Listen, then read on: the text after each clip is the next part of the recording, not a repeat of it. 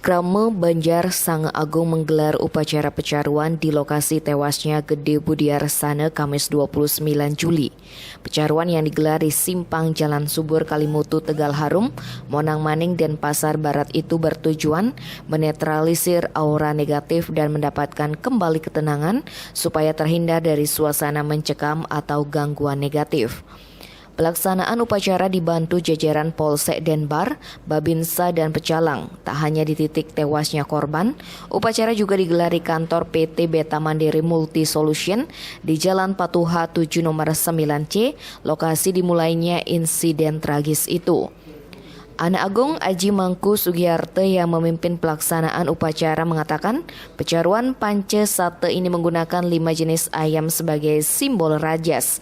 Upacara ini bertujuan melakukan penyucian terhadap areal terjadinya peristiwa berdarah.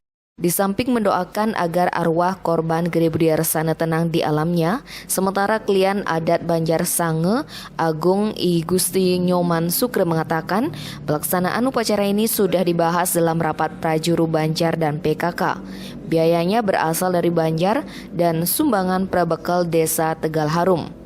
Dia berharap peristiwa serupa tidak terjadi lagi dan menjadi pelajaran bagi masyarakat untuk lebih berhati-hati dalam mengelola keuangan kredit motor, menjaga emosi diri dan ucapan termasuk dalam mengambil keputusan. Tim Bali Express melaporkan.